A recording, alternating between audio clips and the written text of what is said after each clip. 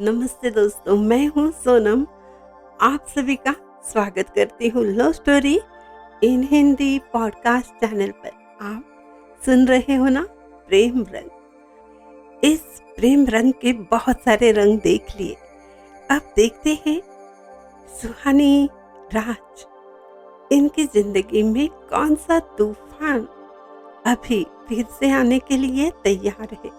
क्योंकि राज की मम्मा ने तो ये कहा है कि उसके लिए कोई रिश्ता देख लिया है और राज ने भी प्रॉमिस किया है जो उसकी मम्मी कहेगी वहीं पर वो शादी करने के लिए राजी है। राज राजस्थान से अपने मम्मी पापा के साथ वापस आ गया है और अभी वो सुहानी के घर पर जा रहा है समीर के साथ। समीर उसे जबरदस्ती सुहानी के घर ले जा रहा है। आगे क्या होता है ये जानने के लिए आप तैयार हो और हम भी बताने के लिए तैयार है। तो देरी किस बात की, चलिए आगे क्या होता है हम आपको बताते हैं। तो प्रेम रंग के साथ जुड़ते रहिए और सुनते रहिए प्रेम रंग पार्ट नंबर 65। राज ने तोड़ा सुहानी का दिल। समीर उसे कहता है, क्या तुम घर के अंदर नहीं जाने वाले हो? बाहर से देख रहे हो, क्या हुआ है तुम्हें? सुहानी के सामने जाना नहीं चाहते हो? अरे यार बोलो यार, चलो भी, इतना क्यों सोच रहे हो? ऐसा तुमने क्या किया है? किसी से शादी थोड़ी ना करके आए हो जो इतना डर लग रहा है। चलो अब, कम ऑन फास्ट, सब कुछ ठीक हो जाएगा। कम ऑन यार, इतना मत सोचो। समीर उसे खींचते हुए सुहानी के घर ले जाता है और बेल बजते ही सुहानी के मौसी या सुहानी की आंटी दरवाजा खोलने आ जाती है। बहुत खुश होकर दोनों को अंदर बुलाती है। अरे आप दोनों बहुत दिनों बाद आए हो, क्या बात है, कहाँ थे इतने दिन? समीर और राज सोफे पर बैठते हुए कहते हैं, आंटी जी आप कैसी हो? सुहानी की आंटी कहती है, मैं तो मस्त हूँ, मजे में हूँ। कल ही तो यहाँ आई हूँ, लेकिन सुहानी की तबीयत थोड़ी ठीक नहीं है। ना खाना ठीक से खाती है, ना उसे नींद आती है। पता नहीं उसके दिमाग में क्या चल रहा है। क्या तुम्हारी उससे बात नहीं हुई राज? जवाब क्या देना है ये तो राज के समझ नहीं आता। फिर भी वो पूछता है, सुहानी को हुआ क्या है? राज के चेहरे के टेंशन को देखकर सुहानी की आंटी कहती है, अरे बेटा डरने की कोई बात नहीं, नॉर्मल है सब कुछ थोड़ी तबीयत खराब है। तुमने उससे बात नहीं की? क्या तुम्हें पता नहीं वो बीमार है? आंटी जी हम राजस्थान गए थे, सुहानी से ज्यादा बात नहीं हो पाई।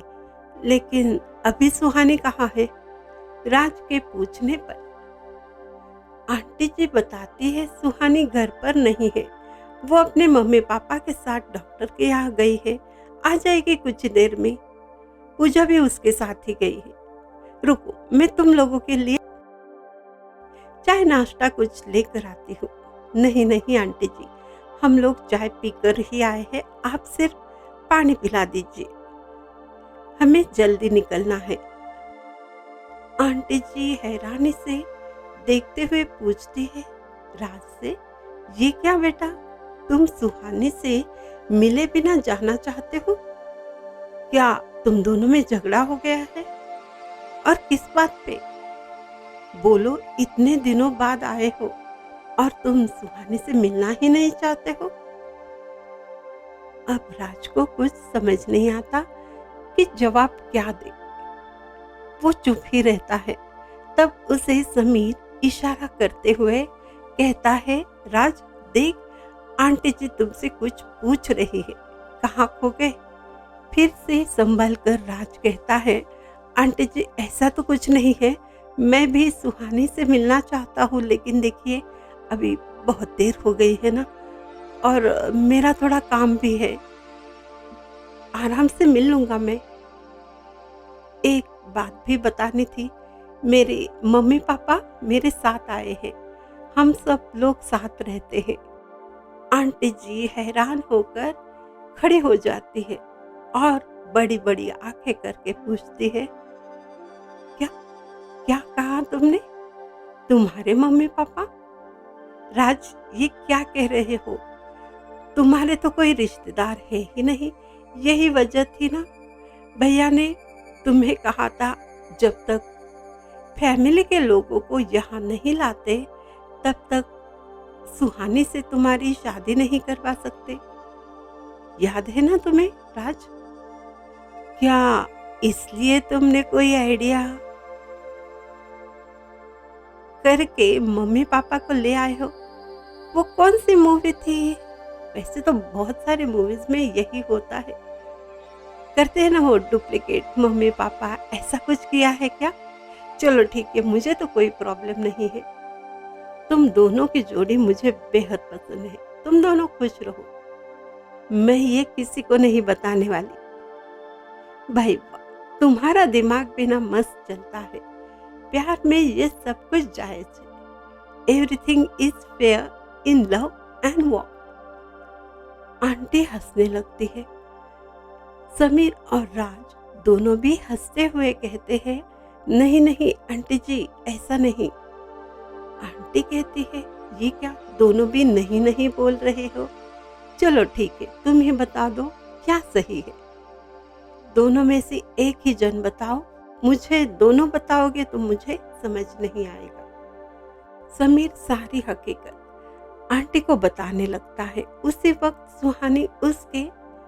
सुहानी उसके मम्मी पापा के साथ, पूजा के साथ घर पे आ जाती है। राज को सामने देखते ही सुहानी के होश उड़ जाते हैं। आसपास के लोग सारा जहां भूलकर वो राज की आंखों में खो जाती है। राज भी खुद पर कंट्रोल ही नहीं कर पाता। वो एकटक बिना पलके झपकाए सुहानी की ओर देखने लगता है, लेकिन सुहानी के पापा को ये पसंद नहीं आता कि राज उनके घर आया है। सुहानी की मम्मी राज से पूछती है, बेटा इतने दिन कहाँ थे? तुम घर पर आए ही नहीं। राज अचानक आए इस सवाल से चौंक जाता है। कहता है, मैं किसी काम की वजह से ना राजस्थान में गया था। सामने मम्मी पापा मौसी, फिर भी सुहानी उसी अंदाज में अपने राज को देखती रहती है। उसके चेहरे का रंग खिल जाता है, उसकी खुशियां चेहरे पर साफ नजर आने लगती है। उसकी आंखों में प्यार झलकने लगता है। जुबान कुछ नहीं कहती, लेकिन आंखें दोनों की बातें करना शुरू भी कर देती है। ना कोई सुनता है, ना कोई समझता है, सिर्फ वो दोनों एक दूसरे के दिल की बातें आंखों के जरिए करने लगते हैं। सुहानी के पापा की नजर अपनी बेटी की ओर जाती है, जैसे होश खोए हुए राज की ओर देख रही थी और राज उसकी आंखों में खोया था। जबकि बातें सुहानी की मम्मी के साथ कर रहा था। ये नजारा खूबसूरत था, देखने लायक था, लेकिन तभी पूजा सुहानी को हल्का सा इशारा करती है। सुहानी होश में आ जाती है। आंटी जी समझ जाती है और कहती है, अरे अरे जाओ बच्चों, अपने रूम में जाओ, बैठो वहां पर बातें करो। बड़ों के बीच तो आप बातें नहीं कर पाते हो, कोई बात नहीं, जाओ अंदर जाकर बातें करो। पूजा तुम सबको अंदर लेकर जाओ। लेकिन राज कहता है, नहीं, मुझे अभी घर जाना है, थोड़ा बहुत जरूरी काम है। आंटी आपको तो मैंने बताया ना। सुहानी आश्चर्य और गुस्से से राज की ओर देखती है, जैसे उस पर गुस्सा होकर पूछेगी, तुम्हें मेरे लिए टाइम नहीं है? अपनी सुहानी के लिए, वो भी इतने दिनों बाद आए हो, तुम्हारी इतनी हिम्मत? तुम्हें मेरा कोई ख्याल नहीं है और कुछ तो बात है जो तुम यहाँ से भागना चाहते हो। उसकी आंखें सब कुछ बोल रही थी। राज सब समझ लेता है। सुहानी के पापा कहते हैं, आपका फैसला क्या हो गया है, बताना तो। सुहानी से शादी करनी है तो आपके खानदान के परिवार के लोग हमें चाहिए, वरना ये शादी नहीं हो सकती। बहुत ईगो के साथ सुहानी के पापा बात करते हैं। जवाब में राज इतना ही कहता है, जी मुझे सब कुछ याद है, लेकिन शायद इस वक्त मेरा फैसला कुछ और हो सकता है। मेरा फैसला चेंज हो सकता है। राज वहां से उठकर बाहर चला जाता है। समीर भी उसके साथ बाहर आ जाता है। उसे कहता है, ये क्या राज, तुम पूरी बात क्यों नहीं बता रहे हो? सुहानी के दिल को ठेस लगेगी। तुम क्यों प्रॉब्लम क्रिएट कर रहे हो? राज कहता है, नहीं, मुझसे ये नहीं हो रहा। मैंने जो अपनी मम्मा को कहा है, प्रॉमिस किया है, अभी उनकी तबीयत भी तो ठीक नहीं है। मुझे इस वक्त शादी के बारे में बिल्कुल नहीं सोचना है, बिल्कुल भी नहीं। कार चलाते हुए समीर उससे पूछता है, लेकिन तुमने आज सुहानी का दिल तोड़ दिया। तुम्हें पता भी है उसको कितना दर्द हुआ होगा, और बेचारी वो बीमार भी तो है। हाँ, मैं जानता हूँ मैंने बहुत गलत किया है, लेकिन मैं कर भी क्या सकता था। राज की आंखों में ये कहते हुए आंसू आ जाते हैं। मैं क्या करूं, बोलो। दर्द मुझे भी तो हुआ है।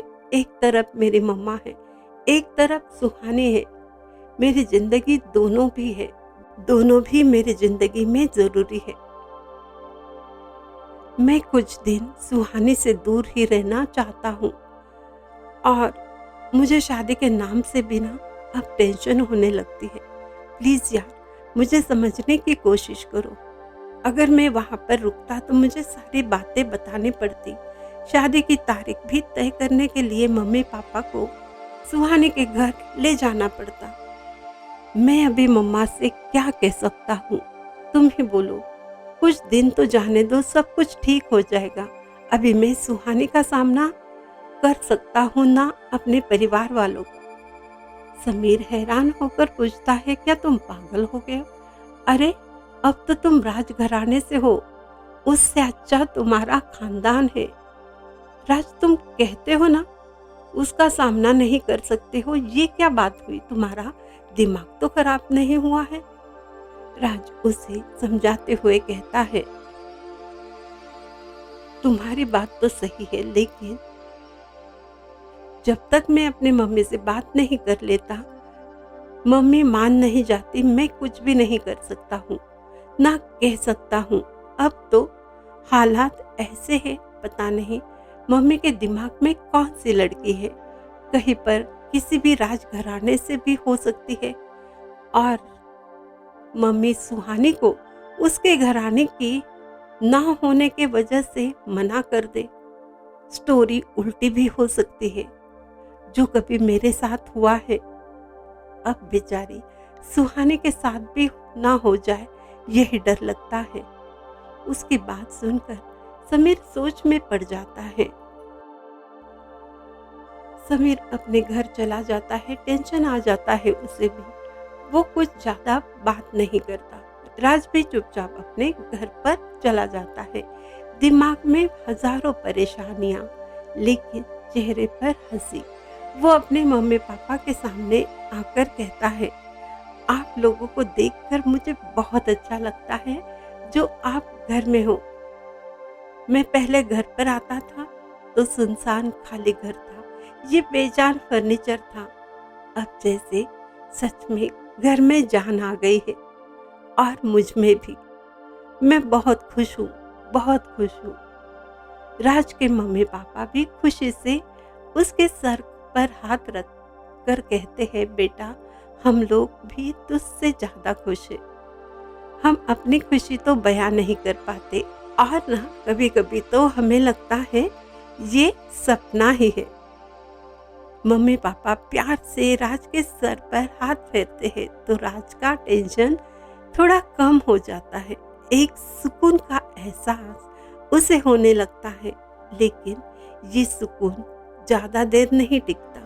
रात के 1 बजे के बाद उसकी आंखों के सामने सिर्फ सुहानी, उसका चेहरा आने लगता है। अब उसे कितनी तकलीफ हुई होगी, आज मैंने उसे कितना हर्ट किया है, मैं उसे कैसे समझाऊं? मैंने गलत किया है, मुझे क्या करना चाहिए था, मुझे तो समझ नहीं आ रहा। ये क्या, उसने अभी तक कॉल भी नहीं किया, ना मुझ पे गुस्सा किया, ना मुझे ये पूछा, राज ये तुमने ऐसा क्यों किया? तो दोस्तों, ये था प्रेम रंग। उलझने तो खत्म नहीं हो रही है, मुश्किलें आ रही है, जा रही है, अब वापस आ गई है। ये तकदीर का खेल शुरू ही है। अभी सुहानी को तो राज ने हट कर दिया, न उससे पूरी बात बताई है, ना अपने मम्मी से कुछ कह पाया है वो सुहानी के बारे में। अब आगे क्या होगा? ऐसा ही होता है जब हम दिल की बातें दिल खोलकर नहीं कह पाते, अपने प्रॉब्लम हम दूसरों से शेयर नहीं कर पाते, तो यही हाल होता है जो राज का हुआ है। अब आगे क्या होगा, ये जानने के लिए आपको थोड़ा सा इंतजार करना है। अगले एपिसोड में आपको जवाब मिल जाएगा, सुहानी क्या करती है और फिर राज की जिंदगी में कौन सा नया मोड़ आ जाता है। तब तक आप ऐसे ही प्रेम रंग में रंगते रहिए।